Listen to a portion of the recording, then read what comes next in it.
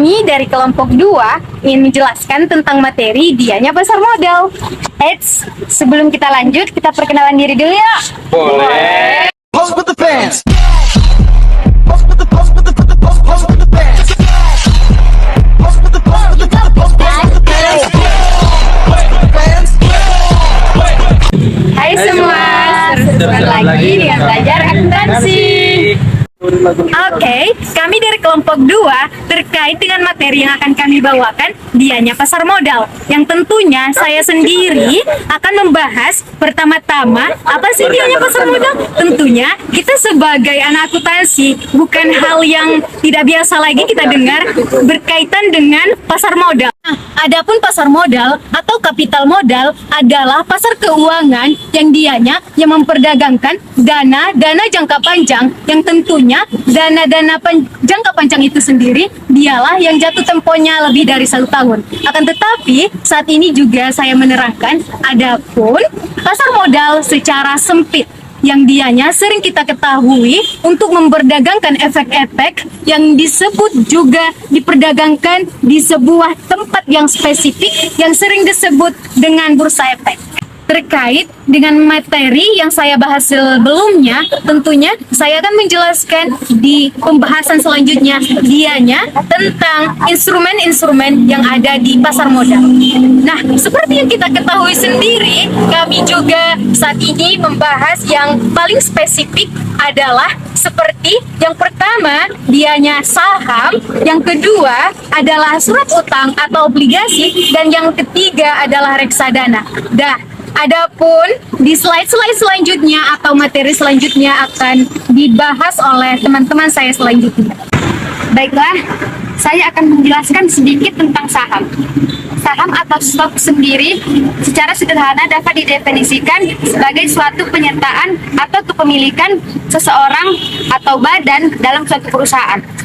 Saham itu sendiri berbentuk selembar kertas yang menerangkan bahwa pemilik kertas tersebut, yaitu saham, merupakan pemilik dari perusahaan yang menerbitkan kertas tersebut. Selanjutnya adalah jenis-jenis saham. Jenis-jenis saham ada 4. Yang pertama ada saham preferred atau preferred stock. Yang kedua ada saham biasa atau common stock. Yang ketiga ada saham atas tunjuk atau bearer stock. Dan yang terakhir adalah saham atas nama atau registered stock. Ya, ada pun materi selanjutnya yaitu obligasi atau bonds. Obligasi adalah surat berharga atau sertifikat yang berisi kontrak antara pemberi pinjaman dan atau penerima pinjaman. Surat obligasi adalah selembar kertas yang menyatakan bahwa pemilik kertas tersebut memberikan pinjaman kepada perusahaan yang menerbitkan obligasi. Adapun jenis-jenis obligasi itu ada 5, yaitu 1. Obligasi berdasarkan penerbit. 2. Jenis obligasi berdasarkan nominal. Yang ketiga, jenis obligasi berdasarkan imbal hasil. Yang keempat, jenis obligasi berdasarkan pembayaran bunga. Yang kelima, jenis obligasi berdasarkan penukaran. Baik, adapun materi yang akan saya bawakan yaitu tentang reksadana. Reksadana atau mutual fund adalah sertifikat yang menjelaskan bahwa pemiliknya menitipkan uang kepada pengelola reksadana atau manajer investasi untuk digunakan sebagai modal berinvestasi. Jenis-jenis reksadana itu terbagi 4. Yang pertama, reksadana pasar uang. Yang kedua, reksadana pendapatan tetap. Yang ketiga, reksadana campuran. Dan yang keempat, reksadana saham. Selanjutnya adalah jenis-jenis obligasi yang dijelaskan oleh teman saya sebelumnya, yang dimana jenis obligasi tersebut memiliki 5 bagian. Akan tetapi 5 bagian tersebut memiliki bagian-bagian yang lainnya. Yang pertama itu sendiri jenis obligasi berdasarkan penerbit terbagi 3. Yang pertama obligasi pemerintah, yang kedua obligasi korporasi, dan yang ketiga adalah obligasi munisipal. Dan yang kedua, jenis obligasi berdasarkan nominal itu tersendiri memiliki 2 bagian. Yang pertama, obligasi konvensional, dan yang kedua, obligasi retail. Dan yang ketiga, jenis obligasi berdasarkan imbal hasil. Akan tetapi di sini terbagi dua lagi. Yang pertama obligasi konvensional dan yang kedua obligasi syariah. Adapun jenis obligasi yang keempat adalah jenis obligasi berdasarkan pembayaran bunga. Dianya terbagi empat lagi. Yang pertama zero coupon bond, yang kedua obligasi kupon, yang ketiga obligasi kupon tetap, dan yang keempat dianya obligasi mengambang. Dan yang kelima adalah jenis obligasi berdasarkan penukaran. Itu harus sendiri memiliki empat bagian lagi. Nah, yang pertama convertible bond, yang kedua obligasi tukar, dan yang ketiga opsi beli, dan adapun yang keempat dia adalah yang terakhir purable bond. Selanjutnya kami akan menyebutkan dianya pelaku-pelaku yang ada di dalam pasar modal. Nah, yang pertama sendiri dianya manajer investasi. Yang kedua emiten. Yang ketiga pengawas. Keempat, penyelenggara. Yang kelima investor. Yang keenam pialang. Yang ketujuh trustee. Dan yang terakhir, lembaga penunjang pasar modal. Lembaga-lembaga yang terlibat di pasar modal ada dua. Yang pertama lembaga pemerintah, yang kedua lembaga swasta. Lembaga pemerintah sendiri ada 3 bagian. Itu satu, badan pelaksanaan pasar modal atau yang disebut dengan BAPEPAM. Yang kedua, badan koordinasi pelaksanaan modal atau BKPM.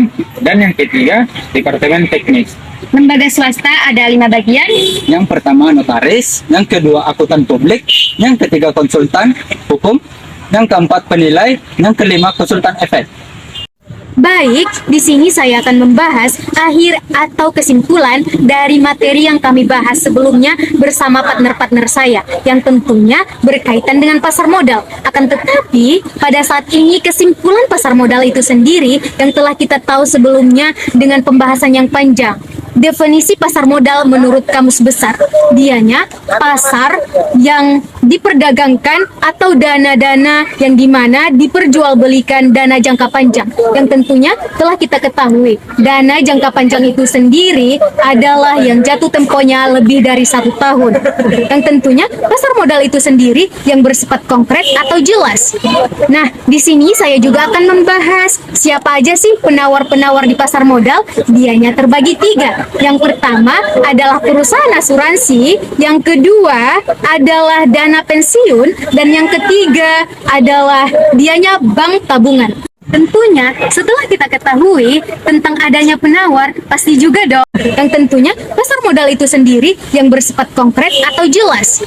Nah, di sini saya juga akan membahas siapa aja sih penawar-penawar di pasar modal. Dianya terbagi 3. Yang pertama adalah perusahaan asuransi, yang kedua adalah dana pensiun, dan yang ketiga adalah dianya bank tabungan. Tentunya setelah kita ketahui tentang adanya penawar, pasti juga dong adanya dianya seorang peminat.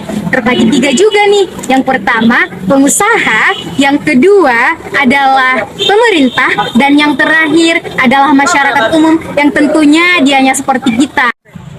Baik, ini adalah kelompok saya yang telah membahas materi kami sebelumnya, dianya tentang pasar modal. Adapun setelah kami mengakhiri materi tersebut, tentunya saya sangat berharap dengan materi tersebut dapat bermanfaat bagi kami, juga memberikan impact terbesar bagi teman-teman sekalian. Terima kasih. We came here to party. Hai We semua. came here to dance. You know that you're my girl. You're my man.